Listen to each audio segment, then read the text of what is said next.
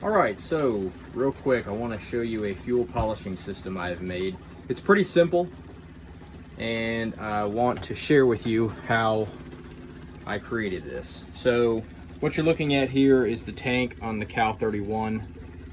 If you've seen some of my other videos for the maintenance on the motor, this is the same boat. So this is the fuel tank here. I pulled some stuff out of it as far as the the sender and some of the lines off of it already. I'm going to pull it out, clean out the inside real good. Not that I think there's anything wrong with it, I just want to make sure before we do any extended cruising here. So this polishing system I built is pretty cool. So we've got a kind of like a Raycor, but it's not a Raycor. A Raycor setup over here. And I got this off of Amazon, about $60. The quality of it, I wouldn't say is that of the Parker Raycor stuff. As far as what I actually have on the boat, I do have a Raycor, and I think it's a lot better than this. However, for a portable polishing system, it works really well. So this is a R25T filter, 10 micron, and it can handle 40 gallons per hour. And like I said, I got it on Amazon, about $60. And honestly, this is the most expensive part of this entire system here. So then we've got just a regular diesel fuel pump. That was like 25 bucks. The wood was about 10. And then we put a bulb priming system so I can get the filter filled. That way the pump doesn't have to work so hard to get that fuel through. And then what I do is I hook it onto the main line here, going to the engine. I just take that off, which you can see it right here. And then I put this one on and we start to draw it out. And instead of going right back into the tank, which is an option, I put it into these cans here because I'm going to clean the tank out, like I said. And then I'm going to polish it out and then polish it back in. That way we know this fuel is really good to go. So the power, 12 volt. You look on the back here, jumper cables over to a deep cycle battery. And it's simple. And this one here is just about full now. You can see it's getting up there. And I just clamp this on. This comes out of the bottom of the pump all the way down and into the tank. So this one here is about full. So we're gonna turn it off, and that's as easy as that is.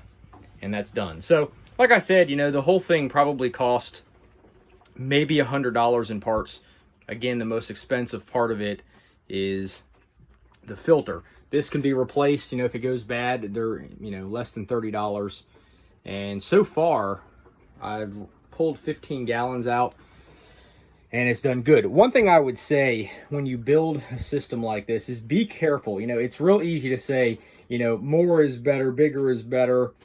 So I'll put a fuel transfer pump on it, which can run, some of those can run over 100, 400 gallons per hour.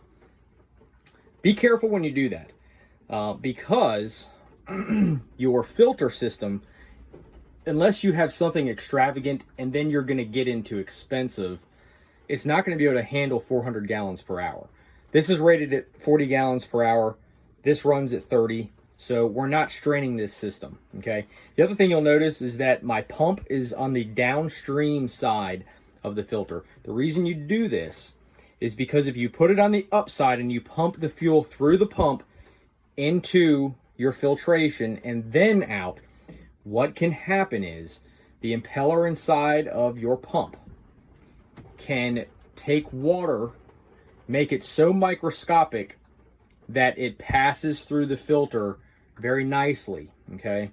And then you're not capturing that water at the bottom of your bowl. Now, I've run 15 gallons through here, and it looks pretty good, okay? And you can see at the bottom, you've got a drain, so that way when I'm done with this, I can drain it out, and we can start fresh every time. And what I'll do is just so often, I'll just replace this filter part here. But yeah, like I said, less than $100. It's a nice portable little system here, and so far it's working really well.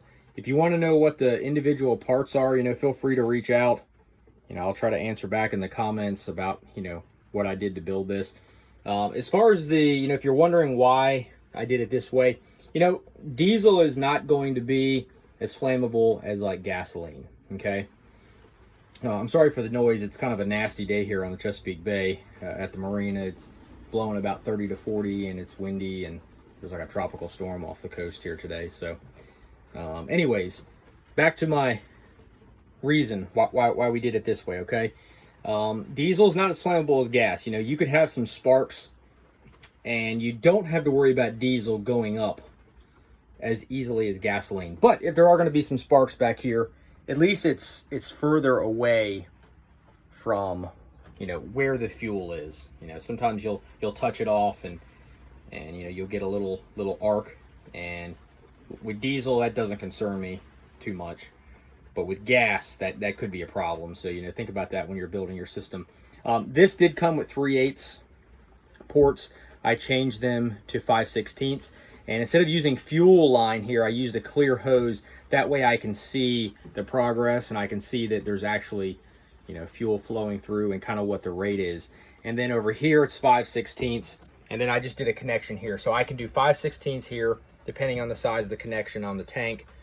Or you could just put it straight down in the tank. But then this one was 3/8, so I just did a 5/16 to 3/8 hose barb here, and it was easy enough to slide that on. And we're drawing up through, you know, where the engine would pull from at the tank. But, you know, you have the option of just running it straight and just putting it right down in the tank, and that's fine too.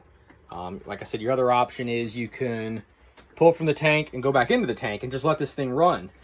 And you know, you're just getting a constant fuel polish. That's fine too. But what I'm doing today is I'm going to empty this tank, pull it out, clean it, and make sure we don't have any algae or anything stupid growing in it. So this is my fuel polishing system. So far, so good. Any thoughts or anything you'd like to share? Please do. If you have any questions, don't hesitate. And thank you for watching. All right, so just a final update here. Now, mind you, my engine didn't have any signs of any kind of problems like water or anything being in the fuel. And I think it is probably because this, where it drops down into the tank, probably doesn't really get anywhere near the bottom.